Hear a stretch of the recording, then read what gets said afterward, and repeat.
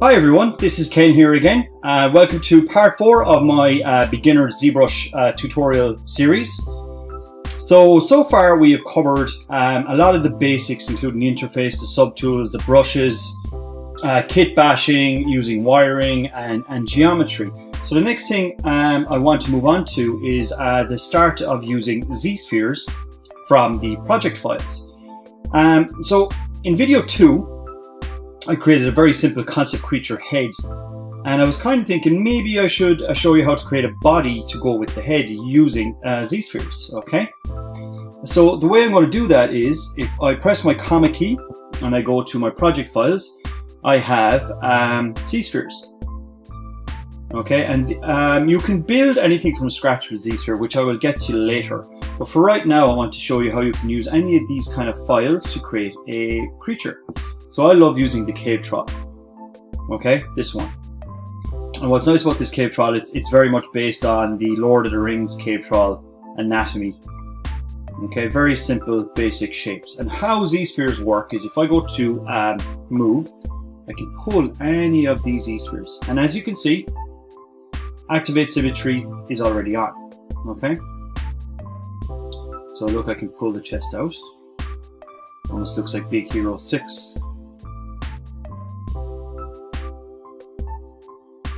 And I can pull that up to make a head or a neck, or pull it down that way. Okay, same with the toes. So I could pull these out.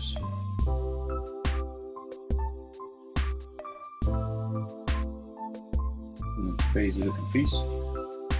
Again, I can press Ctrl Z for undo, or Command Z. Okay, and with draw, I can create new ZSpheres. So I press draw there, and press move, you can pull it out. See? You draw, maybe put another one over here. And press move.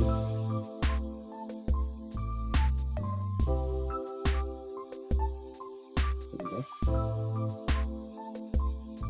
Okay. So that's how I would use one of the preset packs. So I could try this with dragon. Let's see. I'm just going to try the dragon, press no for a sec. Now here's a dragon ZSphere. And again, I could move any of these around to give me a different area where I want to make the dragon head up there. Longer neck, longer snout, you know, like that. Or I could just go document, new document, not save, and over in my tools get a base ZSphere. Comment to close that. Here's a ZSphere on its own, on the floor. I press T there again, so I had transform on. And now I've made that mistake again of leaving an object on my screen flat. So what do we do? How do I get that off my screen?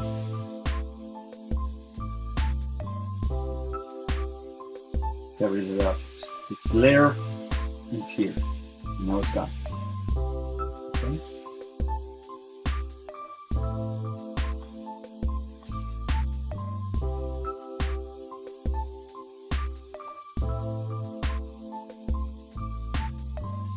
There you go. There's my ZSphere. And how this works is I'm going to go draw. I'm going to put on activate symmetry. Create. Go to the side where I know I have a tool. Create 2 more ZSpheres. Put one ZSphere in the middle. So we go move. Pull that. That's my neck. There's my shoulders. If I wanted to start creating another character. And then with scale, I can grab this ZSphere and make it bigger. Like this. I can draw on another one for the head and scale that one to be a large head. So it's just draw, move, and scale. So move lets me grab any of this and put it around. Scale lets me make it bigger or smaller. And draw lets me put on more. So now we almost got, it could become ears if I wanted. One for nose. Put them on this side.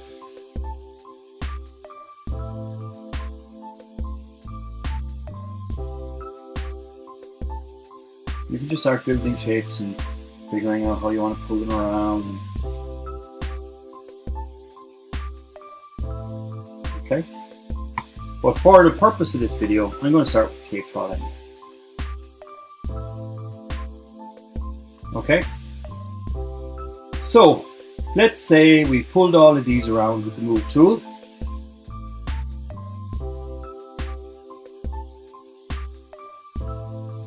As I said, I already have a head created somewhere else, so I'm going to pull this on up. But kind of give him a bit of a gut, and I'll pull that up, pull the head up a bit.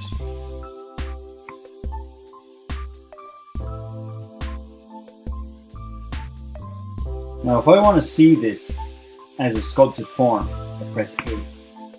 Now, lets me see it. I press A again, back to ZSpheres. Okay, so now A. I can see the form I want. I want the neck to be a bit skinnier, shorter. So we go scale.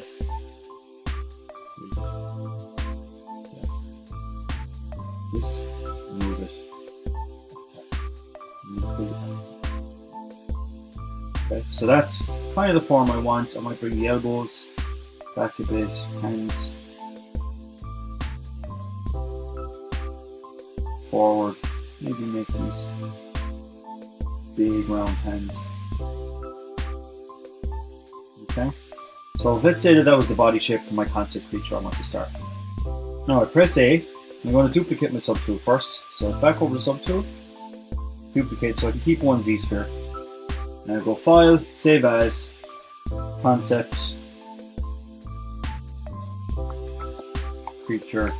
So remember to save as file, not document, file, save as, simply to be able to actually, and it's a .zpr project, and that is your file. Because sometimes what happens is people press document and press save, and then you reopen this file, but because you haven't pressed file and save as ZPR, or saved an object, or saved a tool, you open the document, but there's no 3D object in it. It looks exactly like this, but nothing will move because you never saved any of the 3D information.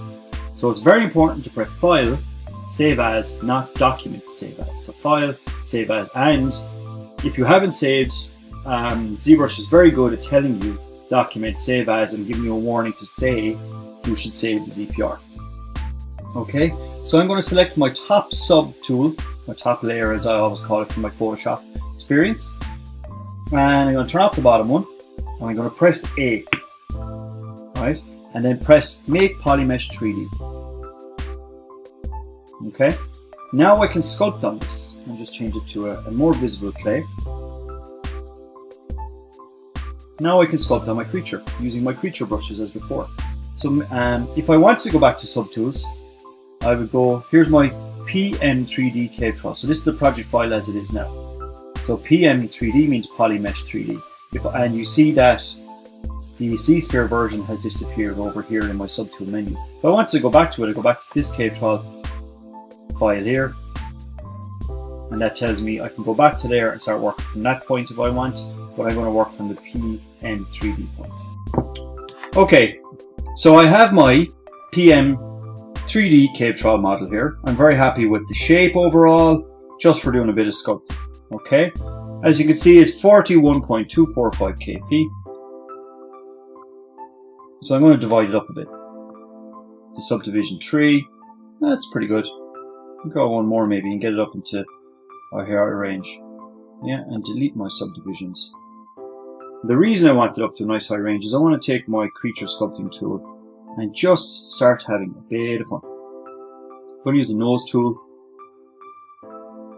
Like, nose tool should really be putting on a nose like that, like a goblin nose on a creature. Okay, what I like doing with it is using it for some kind of, maybe if I use it upside down, I could use it as ridges like this on the body. Okay, maybe I could put it on the elbows. What I like to do when I'm doing a lot of creature design is use tools not specifically for what they were designed. So use a note like making eyes out of mouths, for instance. Okay, this is an eyeball of a creature. I'll put that on there. We start to create some kind of weird vents in the arms. You know, maybe this guy breathes through his shoulders. Maybe it has scales on its side of its legs here, and gills rather than on its neck, like other sea creatures, if that's the kind of thing you want to do. It's good to experiment with this, so it's a very good practice within concepting. Okay, so I'm going to go scales, and I'm going to bring down my Z intensity again, so I just get softer, because remember, if I put the Z intensity high, I get really thick scales. I don't want that. Maybe I'll try my standard brush, go back to alphas as we did before, and find some alpha I can use for doing scales. So something like this, intensity down. Oh, and the reason that's happening like that is I have it on dots. I need to have it on the drag brush. Intensity is too big, don't like that brush. I'll try this leathery skin instead. I'm going to change that to sub, so it cuts it.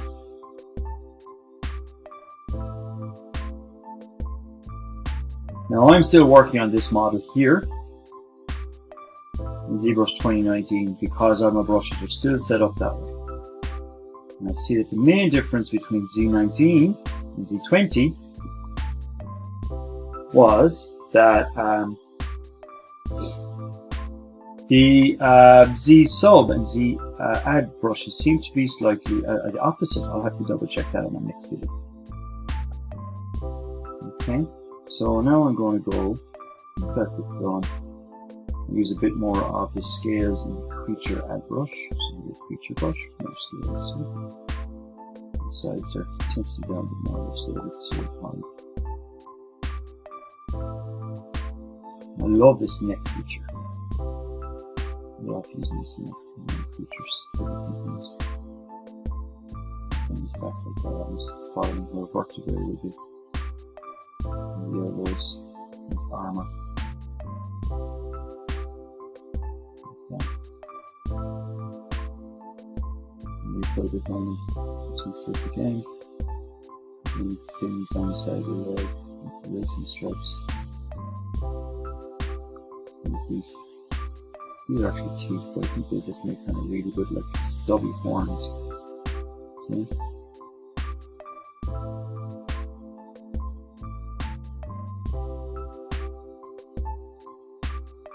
Now remember, if I don't like this model at any point, I can go back to my original cave trial with the ZSpheres and the non-polymesh 3D model. Okay, what happens though is if I was to go back to this and sculpt on this, it would break apart, and some brushes won't work because it has to be polymesh 3D in order for me to sculpt that.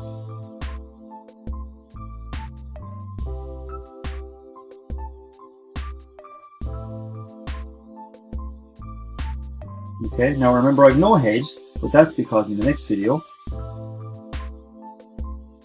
will bring my head in for my other project. Now it looks like a sea creature. These little sculpted crazy things that he got going on could be because he lives in the ceiling like barnacles, like you get on the bottom of a boat. It's really adding a bit of depth to him, isn't it? I'm going to try to spike him instead. Let's just fix it. No, I don't like that before working with teeth as creature parts. Let's try it with a different brush. Let's try the dot brush. What's what happens?